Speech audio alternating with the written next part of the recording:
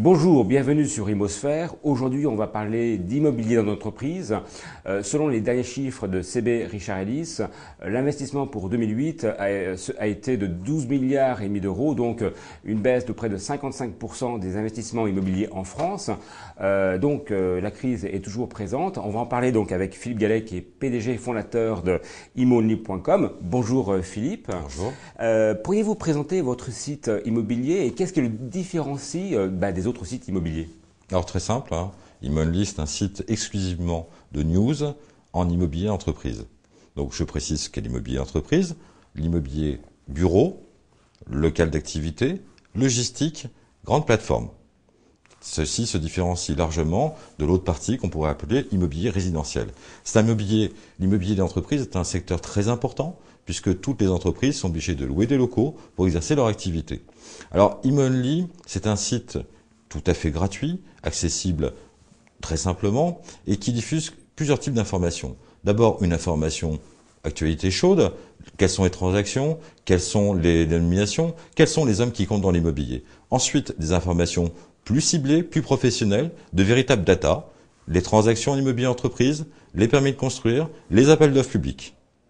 Ensuite, un dernier point, des interviews clés avec des dirigeants comme Monsieur Thierry Juteau, qui est directeur général de Cushman & Wakefield. Imonly, c'est un site qui se veut non pas consensuel, mais qui est un site d'information vraie et simple, d'information accessible à l'ensemble des acteurs de l'immobilier entreprise. Et selon vous, donc Internet, est-ce que ça va changer la donne au niveau de la transparence du monde de l'immobilier entreprise? Et si oui, comment? Alors, on va dire une chose très simple. L'Internet n'est pas là pour révolutionner, mais pour permettre des évolutions. On regarde ce qui se passe par exemple aux États-Unis, on a CoStar qui diffuse des informations incroyables. Un immeuble, à qui appartient-il? Quel est l'asset manager?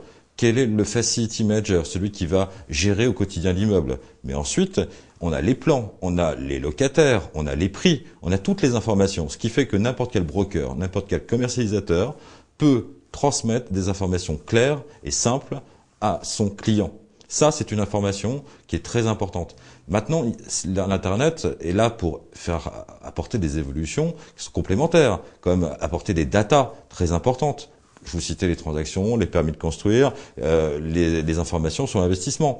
Ça, c'est quelque chose d'important. Mais la grosse révolution va venir, notamment au niveau des annonces en immobilier entreprise. Aujourd'hui, il n'y avait qu'un seul site, Webim, qui appartient à Tisserand, à Johnson Glassall, à CB Richard Ellis, et on constate depuis quelques mois l'apparition de sites qui sont dédiés à l'immobilier entreprise. Netcarré, par exemple, ainsi de suite. Je pense que c'est ça qui va surtout révolutionner, c'est-à-dire que l'utilisateur va accéder à la fois aux informations, à quel prix peut-on louer à quel endroit, qu'est-ce que l'on peut faire, quels sont les propriétaires, et puis de l'autre côté, des sites d'annonces qui vont proposer des biens en direct.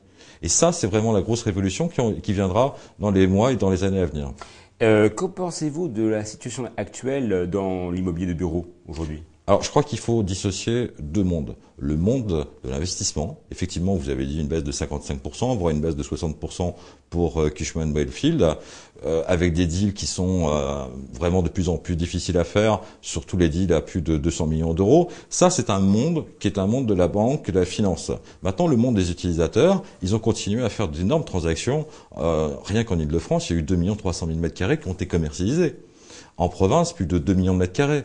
La logistique aussi s'est très bien comportée. Donc je crois qu'il faut vraiment dissocier ces deux mondes. Alors bien sûr, l'activité économique va être difficile dans les mois à venir, mais aujourd'hui, l'activité transaction est soutenue. Et notamment, elle est soutenue par les TPE, PME, qui ont parfois même du mal à trouver des locaux qui sont neufs, adaptés et qui permettent une exploitation simple et rapide pour leur entreprise. Est-ce que la crise actuelle va modifier le comportement des utilisateurs ou simplement la balle va être de plus en plus dans le camp des utilisateurs aujourd'hui? Tout à fait. On passe d'un marché de l'offre à un marché de l'utilisateur, c'est-à-dire de l'entreprise. Alors, il y a un point important qu'il faut signaler, et notamment Cushman & Wakefield l'a largement signalé lors de cette dernière conférence de presse, c'était de dire, bon, si quelqu'un avait signé en 2001, aujourd'hui, il a un bail qui est augmenté de plus de 40%, uniquement par l'indice. Donc je pense que la première chose qu'un utilisateur doit faire aujourd'hui, c'est renégocier son bail, ou alors envisager de déménager.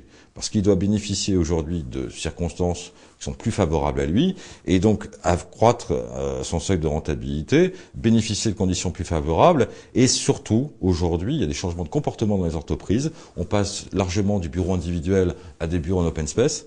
Donc on optimise largement aussi les mètres carrés, et on pense qu'on peut gagner, d'après certaines études qui ont été publiées par l'ISEC notamment, plus de 13 000 euros par collaborateur lors d'un déménagement. Notamment boucle nord de la Seine, par exemple. Donc les chiffres sont pas neutres en fait. Les chiffres sont pas neutres. Et pour moi, une opération très significative, c'est Prisma Presse. Prisma Presse À Gennevilliers qui est pas... à Gennevilliers, ça vient juste d'être annoncé.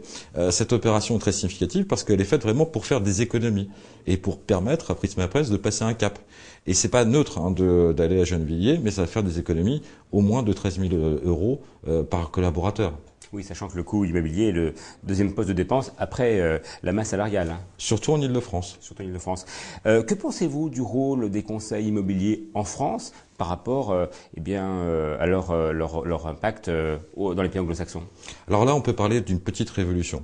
Aujourd'hui, nous avons deux types de brokers, de commercialisateurs. On a les commercialisateurs qui font à la fois le conseil de l'offre et de la demande, type Johnson Glassal, Atisril, CB Richard Ellis, et puis on a des commercialisateurs d'un nouveau genre qui ont commencé à venir depuis 3-4 ans, qui sont ce qu'on appelle des tenant representation. Donc nous avons par exemple AOS Studley, dirigé par JP Tozer, nous avons Mobilitis, par Monsieur Dornano. Nous avons un certain nombre de cabinets conseils qui se sont spécialisés dans le conseil vis-à-vis des entreprises et qui les défendent. Alors ça a été le cas pour le crédit foncier, ça a été le cas pour un certain nombre de grands utilisateurs qui ont demandé à être représentés auprès des propriétaires et d'être seulement représentés par un seul commercialisateur. Alors ça, c'est la grande nouveauté, c'est ce qui existe dans le monde anglo-saxon, c'est-à-dire que on n'est jamais du même côté, il n'y a pas de conflit d'intérêts, mais en France, il peut y avoir des conflits d'intérêts. Et je pense que aujourd'hui, la plus grande innovation, si on peut parler d'innovation, c'est justement ce point-là, c'est-à-dire d'avoir des conseils, des tenants representation. Une séparation entre la partie investisseur, bailleur et puis utilisateur. Oui, comme ça a été le cas pour l'expertise il y a quelques années en arrière, à la demande de l'autorité des marchés financiers. Philippe Gallet, merci beaucoup d'être venu sur le plateau d'Imosphère. Je vous rappelle que vous êtes PDG de ImoOnly.com. Quant à moi, je vous retrouve très prochainement pour une émission sur l'immobilier.